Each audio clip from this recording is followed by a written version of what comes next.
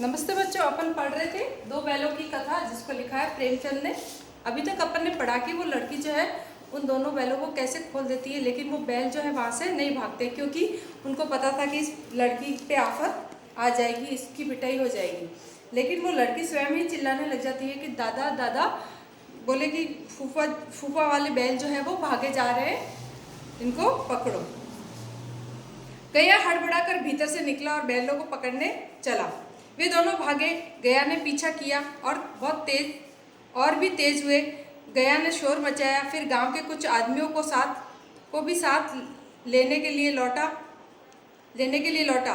दोनों मित्रों को भागने का मौका मिल गया, सीधे दौड़ते चले गए। यहाँ तक कि मार्ग का ज्ञान न रहा। जिस परिचित मार्ग से आए थे उसका यहाँ आता पता न था। नए नए गांव मिलने लगे। तब दोनों ने एक खेत के किनारे खड़े होकर सोचने लगे अब क्या करना चाहिए। ठीक है, गया उनके पीछे भागा जा रहा था। गांव के और आदमियों को कुछ को साथ में ले लिया, लेकिन दोनों बैल जो है वो सीधे भागे जा रहे थे। उनको वो रास्ते से भी परिचित न थे, नए नए गांव मिल रहे थे। जिस रास्ते से वो आए थे वैसा वो रास्ता बिल्कुल ही नहीं दिख रहा था, वो रास्ता जो है अनजान लग रहा था। फिर दोनों ने सोचा कि अब क्या किया जाए। एक खेत के किनारे खड़े होकर के सोचने लगा। हीरा ने कहा, मालूम होता है राह भूल गए। हीरा ने कहा कि अपन रास्ता भूल गए शायद। तुम भी बेहताशा भागे, वहीं उसे मार गिराना था। मोती ने कहा कि तुम ऐसे भागे डर के, तुम तो वहीं पे उसको मार गिराते और धीरे धीरे से चलते तो अपने को सही रास्ता मिल जाता। उसे मार गिराते तो दुनिया क्या कहती। हीरा ने कहा कि अगर उसको अपन मारते तो दुनिया क्या कहती अपने को। वो अपना धर्म छोड़ दे, लेकिन हम अपना धर्म क्यों छोड़े। गया ने अपना धर्म छोड़ दिया, अपने को अच्छे से नहीं खिलाया पिलाया, लेकिन हम अपना धर्म कैसे भूल सकते हैं। दोनों भूख से व्याकुल हो रहे थे। खेत में मटर खड़ी थी, चरने लगे। रह रहकर आहत लेते थे, कोई आता तो नहीं है। मटर का खेत दिखा, उन्होंने दोनों चरने लग गए और थोड़ी थोड़ी देर बाद में ऊपर देख रहे थे कि कोई आता हुआ तो नहीं दिख रहा है। जब पेट भर गया, दोनों ने आज़ादी का अनुभव किया तो मस्त होकर उछलने कूदने लगे। दोनों ने डकार ली, फिर सींग मिलाए, एक दूसरे को ठेलने लगे। मोती ने हीरा को कई कदम पीछे हटा दिया, यहाँ तक कि वह खाई में गिर गया। तब उसे भी क्रोध आया, संभल कर उठा और मोती से मिल गया। मोती ने देखा खेल में झगड़ा हुआ चाहता है तो किनारे हट गया। ठीक है ना। मोती ने हीरा को बहुत तेज धकेल दिया कि हीरा जो है खाई में जाके गिर गया। हीरा वापस उठता है, उसको भी क्रोध आता है और उसी जोश के साथ में मोती के साथ में जो है वापस मस्ती करने लगता है। लेकिन मोती समझ जाता है कि कहीं झगड़ा नहीं हो जाए, इसलिए वो रुक जाता है। ठीक है। अरे ये क्या, कोई सांड डोंकता चला आ रहा है। हाँ, सांड ही है। वह सामने आ पहुंचा। दोनों मित्र बगले झाँक रहे थे। सांड पूरा हाथी है, उसने भिड़ना जान से हाथ धोना है, लेकिन भिड़े पर भी जान बचती नजर नहीं आती। इन्हीं की तरफ आ रहा है। कितनी भयंकर सूरत है।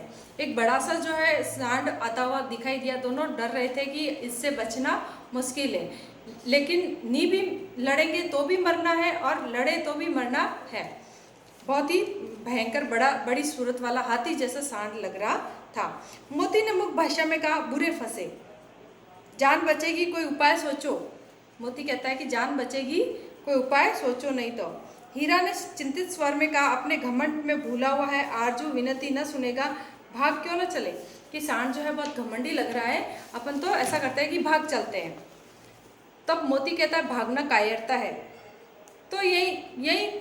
तो फिर यही मरो। हीरा ने कहा, फिर ठीक है, मरो यहीं पे, बंदा तो 9 2 11 होता है। हीरा कहता कि मैं तो भाग जाता हूँ, तुम मरो, लड़ो और मरो, और जो दौड़ाए तो फिर कोई उपाय सोचो जल्दी। उपाय यही है कि उस पर दोनों जने एक साथ चोट करें। मैं आगे से रगेड़ता हूँ, तुम पीछे से रौंदोगे। दोहरी मार पड़ेगी तो भाग खड़ा होगा। मेरी और झपटे तुम बगल से उसके पेट में सिंह घुसेड़ देना। जान जोखिम है पर दूसरा कोई उपाय नहीं है। ठीक है ना। वो कहते हैं कि दोनों एक साथ उससे भिड़ते हैं, तुम आगे से और मैं पीछे से। इस प्रकार से जो है जब वो मुझे मारने आ जाए तो तुम जो है उसके पेट में सिंग मार देना। इस प्रकार से जो है दोनों मिल करके उसका सामना कर सकते हैं। दोनों मित्र जान हथेली पर लेकर लपटे। सांड को भी संगठित शत्रुओं से लड़ने का तजर्बा नहीं था। वह तो एक शत्रु से मल्ल युद्ध करने का आदी था।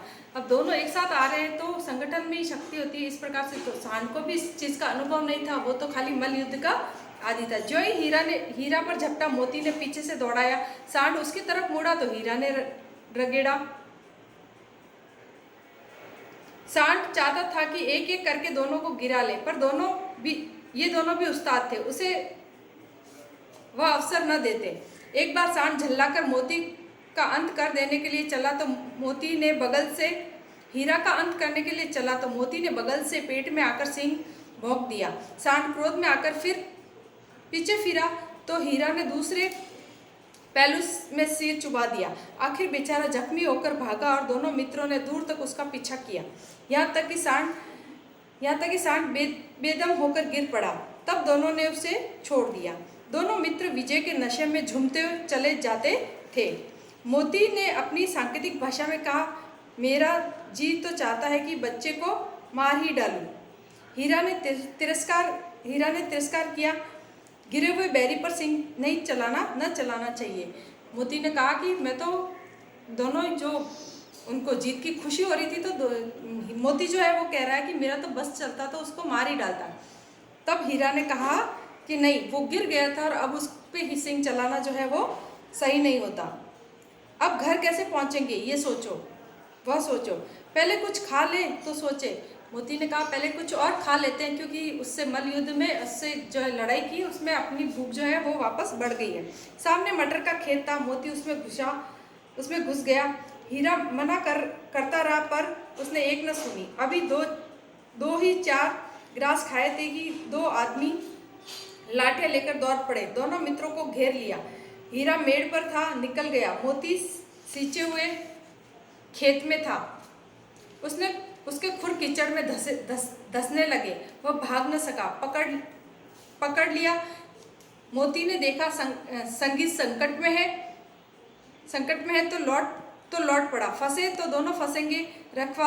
रखवालों ने उसे भी पकड़ लिया।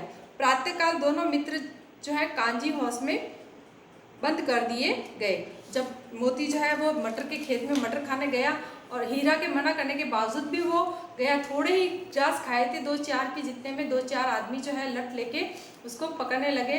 मोती भाग न सका क्योंकि मिट्टी जो है वो भी गीली थी, उसके पाँव उसमें धंस गए। इस प्रकार हीरा ने देखा कि जो अपना मेरा मित्र जो है वो संकट में फंस गया है, तो हीरा भी जो है उसके पास में आ जाता है। इस प्रकार से दोनों जो है वो पकड़ लिए जाते हैं और प्रातःकाल जो है उन दोनों को कांजी हाउस में बंद कर दिया जाता है। ठीक है बच्चों, आज के लिए इतना ही, मिलते हैं आगे।